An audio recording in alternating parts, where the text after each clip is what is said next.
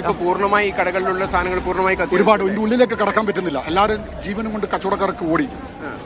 എല്ലാവരും അവരുടെ പൈസയും കാര്യങ്ങളൊക്കെ ഇട്ട് എല്ലാ ജീവനക്കാരും മുതലാളിമാരൊക്കെ ഇറങ്ങി ഓടുകയാണ്. എന്തൊക്കെ കെട്ടിടങ്ങളാണ് ഈ ഭാഗത്തുണ്ട്? ഇതിലൊക്കെ ഉള്ളത് സൂപ്പർ മാർക്കറ്റ് ഉണ്ട്, പിന്നെ ഗ്രോസറി ഉണ്ട്, കുറെ ഹോട്ടലുകളുണ്ട്, പിന്നെ ചെറിയ ടെക്സ്റ്റൈൽസുകളുണ്ട്, ചെറിയ ടെക്സ്റ്റൈൽസുകളുണ്ട്. ഒരുപാട് ഏകദേശം 40-42ഓളം കടകൾ, 60ഓളം കടകൾ ഉണ്ടാകാം. തൊട്ടപ്പുറം ജ്വല്ലറിയാണ് വരുന്നത്. എന്റെ അടുത്ത് വരുന്നത് ജ്വല്ലറിയിലേക്കാണ് അതിന്റെ അടുത്ത് വരുന്നത്. തളിപ്പറമ്പിന്റെ ഹൃദയഭാഗമാണിത്. തളിപ്പറമ്പിന്റെ ബസ് സ്റ്റാൻഡിനോട് ഹൃദയഭാഗമാണ്. ഏകദേശം 100 ആൾക്കാർ ജോലി ചെയ്യുന്ന ഒരു സ്ഥലമാണ്. അതുപോലെ സ്ഥിരമായിട്ട് നല്ല ജനനിബിഡമായിട്ട് സ്ഥിരമായിട്ട് രാവിലെ 7 മണി മുതൽ വൈകിട്ട് രാത്രി 9 മണി വരെ എപ്പോഴും തിരക്കുള്ള ഒരു ഏരിയയാണ് KV കോംപ്ലക്സ് എന്ന് പറഞ്ഞാൽ. ആ കോംപ്ലക്സ് ഇത് ആദ്യം ഏത് കടയിലാണ് പിടിച്ചത്? എന്തെങ്കിലും കാരണങ്ങൾ ഒന്നും അറിയില്ല. ഞങ്ങളെ പോലെ കച്ചവടക്കാരാണ്. തളിപ്പറമ്പ് ഞങ്ങളൊക്കെ വളരെ മനസ്സ് വേദനിച്ചു. തന്നെ അദ്ദേഹം പറഞ്ഞിരിക്കുന്നത് KV കോംപ്ലക്സ് എന്ന് പറഞ്ഞിട്ടുള്ള ബസ് സ്റ്റാൻഡിനോട് ചേർന്നിട്ടുള്ള ബിൽഡിംഗിലാണ് അല്ലെ? KV കോംപ്ലക്സിലല്ലേ? അവിടെ എന്തൊക്കെയാ പ്രവർത്തിച്ചിരുന്നത്? അവിടെ ഒരുപാട് കടകളുണ്ട്, ചെറുതും വലുതുമായ 60ഓളം കടകളുണ്ട്. സ്റ്റേഷനറി ഉണ്ട്, പിന്നെ ഒരുപാട് ടെക്സ്റ്റൈൽസ് ഉണ്ട്, ഹോട്ടലുകളുണ്ട്, ക്രോക്കറി ഐറ്റംസ് ഉണ്ട്. അതായത് ഈ പറയുന്ന നമുക്കിപ്പോൾ കാണാൻ കഴിയും ബസ് സ്റ്റാൻഡിനോട് ചേർന്ന് നേരത്തെ തന്നെ തളിപ്പറമ്പിന്റെ പ്രശസ്തമായിട്ടുള്ള അക്ഷയ സ്വീറ്റ്സ് എന്ന് പറയുന്ന ആ ഒരു ബേക്കറി കടയുണ്ട്. അതിനോട് ചേർന്ന് വികാസ് ഫുഡ് സ്റ്റാള്, അതും തളിപ്പറമ്പുകാർക്ക് എല്ലാവർക്കും അറിയുന്നതാണ്. വികാസ് ഫുഡ് സ്റ്റാൾ എന്ന് പറഞ്ഞു കഴിഞ്ഞാൽ തളിപ്പറമ്പിന്റെ തന്നെ ഏറ്റവും പ്രശസ്തമായിട്ട് അതിനോട് ചേർന്നിട്ടുള്ള കോംപ്ലക്സിലാണ് ഈ തീപിടുത്തം ഉണ്ടായത്. ആദ്യം ഉണ്ടാകുന്നത് ഈ വികാസ് ഫുഡ് സ്റ്റാളിനോട് ചേർന്നിട്ടുള്ള ബിൽഡിങ്ങിലാണ്. അവിടെ നിന്നാണ് പിന്നീട് ഇങ്ങ് പൂക്കോത്ത് നടയുടെ മേഖലയിലേക്ക് വരുന്ന ഭാഗങ്ങളിലേക്ക് കൂടി വ്യാപിച്ചത്. അപ്പോഴേക്കും 3 കോംപ്ലക്സുകൾ കവർ ചെയ്ത് കഴിഞ്ഞു. പൂർണ്ണമായി കത്തി അമരുന്ന തരത്തിലുള്ള സാഹചര്യത്തിലേക്ക് കാര്യങ്ങൾ വന്നു.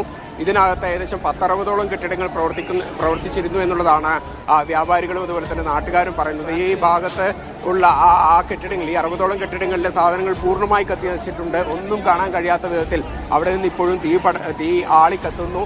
ഒപ്പം തന്നെ പുകയുമുണ്ട്. ആകെപ്പാടെ വലിയൊരു ആശങ്കയും ഭീതിയും പടരുന്ന തരത്തിൽ തന്നെയാണ്. ദൃശ്യങ്ങളിൽ നിന്ന് തന്നെ അത് വലിയ ഭീതമായിട്ടുള്ള ഒരു അന്തരീക്ഷമാണ്. ഈ സ്വർണ്ണക്കട നേരത്തെ നമ്മൾ പറഞ്ഞതുപോലെ വളരെ പ്രധാനപ്പെട്ടതാണ്. അവിടെ നിന്ന് സാധനങ്ങളൊക്കെ ഒഴിച്ചിട്ടുണ്ടോ, അകത്തേക്ക് കയറാൻ സ്വാഭാവികമായിട്ടും ഒരു ഭയം ഉണ്ടാവും. കാരണം ഇതെങ്ങനെയാ പടർന്നു പിടിക്കാനൊന്നും അറിയില്ലല്ലോ. അപ്പം അതിനുള്ള സമീപത്തുള്ള തീ പടരാൻ സാധ്യതയുള്ള കടകളിൽ നിന്നൊക്കെ സാധനങ്ങളൊക്കെ ഒഴിപ്പിക്കുന്നുണ്ടോ? ഇതിനടുത്തുള്ള കടകളെല്ലാം പൂർണ്ണമായി കടകളൊക്കെ അടച്ചിരിക്കുകയാണ്. കടകൾ അടച്ചു. അതുപോലെ തന്നെ ഇതിനോട് ചേർന്നിട്ടാണ് തളിപ്പറമ്പ് മുനിസിപ്പൽ ബസ് സ്റ്റാൻഡ് ഉള്ളത്. ആ ബസ് സ്റ്റാൻഡിനകത്തും ആൾക്കാരില്ല. പക്ഷേ ഈ പറയുന്നത് ഈ കെട്ടിടങ്ങളിന് അകത്ത് ആൾക്കാർ ഒഴിപ്പിച്ചു എന്നതിനപ്പുറത്തേക്ക് കെട്ടിടത്തിനുള്ള പൂർണ്ണമായിട്ടുള്ള സാധനങ്ങൾ പൂർണ്ണമായും കത്തി അമരുന്ന കാഴ്ചയാണ് കാണാൻ കഴിയുക. ഇപ്പോൾ സാറേ, ഇത് നിയന്ത്രണ വിധേയമാക്കുന്ന തരത്തിലേക്കുള്ള കാര്യങ്ങൾ എങ്ങനെയാണ് മുന്നോട്ട് പോകുന്നത്? അത് എന്താ പറയാ, ഇത്രയും ഇത് കാണുന്നില്ലേ, ഇതിനകത്ത് അപ്പുറത്ത് വേറെ എന്താ നമ്മൾ പറയണ്ടേ? ഈ ജനങ്ങളൊന്ന് ഒഴിവാക്കിട്ടാൻ വേണ്ടി നിങ്ങൾ ലൈവായിട്ടൊന്ന് കൊടുക്കും. ഈ ജനങ്ങളൊന്ന് ഒഴിവാക്കിയിട്ട് ഈ പണി ചെയ്തുകൊണ്ടിരിക്കുന്ന പണിയെടുക്കാൻ പറ്റില്ല. അതെല്ലാം ഒഴിവായി, ആ ബിൽഡിംഗ് നല്ല ഒഴിവായി. പക്ഷെ നമുക്ക് ബുദ്ധിമുട്ടെന്ന് അറിയാം. ഈ കാണുന്ന ജനങ്ങളൊന്ന് ഒഴിവാക്കിയിട്ടാൻ വേണ്ടി നമ്മുടെ ഫയർഫോഴ്സിന്റെ സംവിധാനങ്ങളൊക്കെ അതെല്ലാം ഓക്കെയാണ്. വണ്ടി ഉള്ളതാണെങ്കിലും വളരെ കറക്റ്റായി വർക്ക് ചെയ്യുന്നുണ്ട്.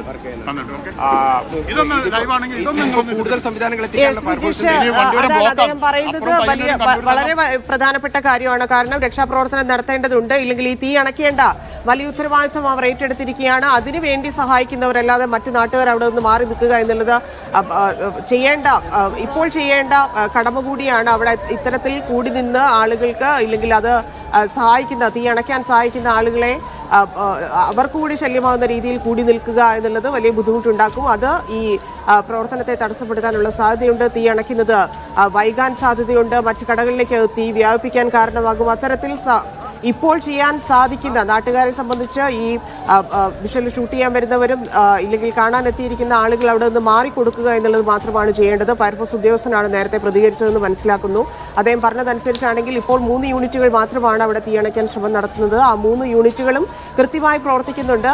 മറ്റു യൂണിറ്റുകൾക്ക് ഇങ്ങോട്ടെത്താനുള്ള ഒരു പ്രശ്നമുണ്ട്. വർക്കിംഗ് ഡേ ആണ്, വൈകുന്നേരമാണ്, 6 മണിക്ക് ശേഷമുള്ള സംഭവമായതുകൊണ്ട്, ഇല്ലെങ്കിൽ 6 മണിയോട് അടുപ്പിച്ചുണ്ടായ സംഭവമായതുകൊണ്ട് ആ സമയം വലിയ തിരക്കുള്ള സമയമാണ്, പ്രത്യേകിച്ച് തളിപ്പറമ്പ് റൂട്ടിൽ. അതുകൊണ്ട് തന്നെ യൂണിറ്റുകൾക്ക് എത്താൻ സാധിച്ചിട്ടില്ല എന്നാണ് അറിയാൻ